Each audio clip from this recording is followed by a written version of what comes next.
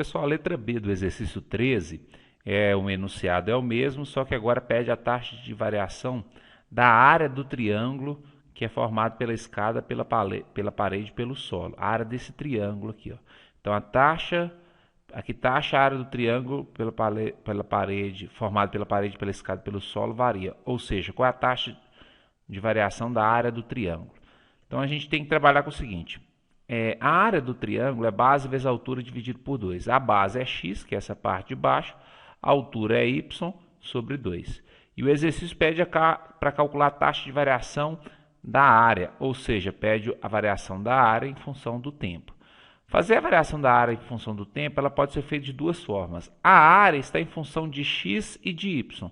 Então tem como eu calcular a variação da área em função de t passando pelo x, ou seja, calcular a variação da área em relação a x e a variação do x em relação ao tempo. E também tem condição de calcular a variação da área em relação ao tempo pensando em y. Ou seja, calcular a derivada de a em relação a y e a derivada de y em relação a t. Quando então a gente fala derivada de a em relação a t, a gente tem derivada de a em relação a x e a derivada de x em relação a t, uma vez que o x está variando em relação a t. Como que eu sei que o x está variando em relação a t? O x é essa distância aqui, ó. À medida que a escala está arrastando, essa distância está aumentando. O y também varia em função de t, porque à medida que a escala está descendo, o valor de y está variando, porque o y é essa altura aqui, né? Então a gente vai usar essa expressão para calcular a derivada de a em relação a t. Então vamos lá, a equação que a gente tem, então a gente já tinha os valores, o dx dt a gente sabe que é 5πs, que está aqui, o dy dt a gente calculou na letra A, ele vale menos 12, e aí a gente quer calcular o valor do dA dt. A gente sabe que o A, que é a área, é base vezes a altura dividido por 2. A base é x, a altura é y, x vezes y dividido por 2.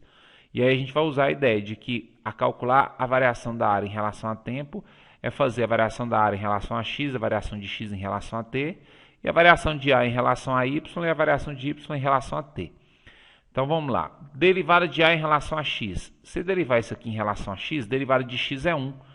Um y sobre 2, como é constante, eu vou só repetir. Y sobre 2. O dx dt, eu sei que vale 5. Então, dx dt eu vou trocar por 5. Derivada de a em relação a y. Aqui o y está aqui. A derivada de y é 1.